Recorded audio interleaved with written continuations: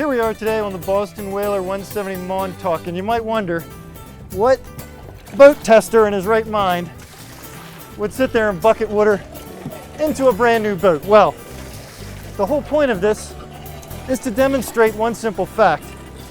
Boats under 18 feet commonly can't bail.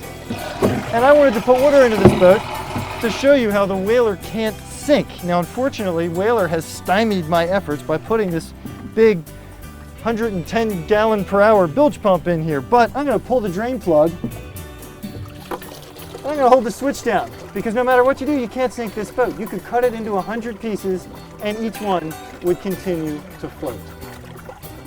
First, Whaler molds the hull and the liner out of fiberglass. The two are put together inside of a steel mold that's bolted together, and then polyurethane foam gets blasted in between the two. As it expands, it fills all the below deck's voids. When all is said and done, the boat simply can't sink. It doesn't matter how aggressive you get at the wheel. It doesn't matter how crazy you get in reverse, although we don't recommend trying this at home. Or how crazy you get with a bucket or a washdown hose at the end of the day. You just can't sink the boat. And I'll tell you what, to a boating parental unit like me, that means a lot. Now, as one of those boating parental units, there are a couple other things about the Montauk you're going to love. One of which is these low-profile grab rails, both forward and aft. Another is this Teak Porting Pad. Now, the teak is an option. You don't have to have it if you don't want to care for it. Not a problem. You'll have non-skid there instead. Another is the fire extinguisher down here, recessed. It's got its own spot. It's strapped in, but it's always handy. And look at this. Tackle boxes. Let's talk fishing. There are 4 rod holders here in the transom. There are 4 more rod holders up here in front of the console. Now, this is my one beef with this boat. These are plastic. The Whaler people have told me before in their customer surveys they get no bad feedback about it, but in my experience, after a decade or so sitting in the sun, these do tend to crack up. So if your boat's going to live in the sun, I would plan on having to replace these at some point in time. Underneath the swing back seat, there's a live well. In front of the console, there's a removable cooler seat, and if you want, you can get this optional fishing chair as well. The trolling motor at the bow is an option. Of course, that's one you light tackle guys are really going to like. And here's one of the big changes in this year's new 17. There's actually a fish box in the bow that drains overboard.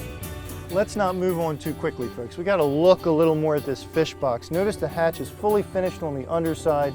It's gasketed so water doesn't get in. It comes up on a gas assist strut and it dogs down tightly. That's a really nice arrangement. But Whaler gives you one better here.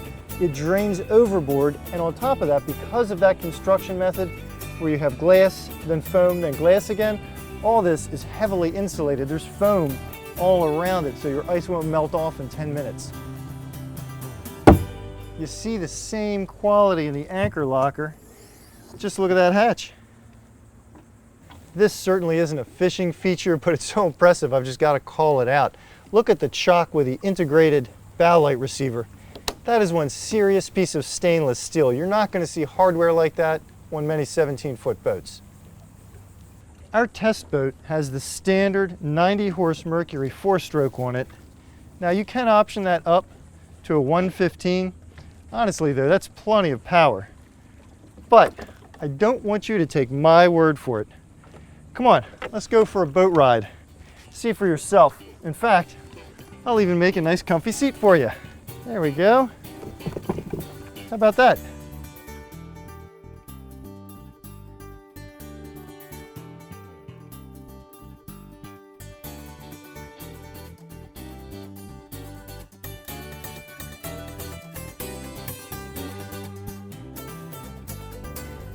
Running at 4,000 RPM, I cruised at 25 miles an hour. And for a 17-footer, as you can see, the ride is shockingly dry. In fact, I only caught spray one time all day. When I mashed the throttle down to the dash, we hit a wide open throttle speed of 41 miles an hour.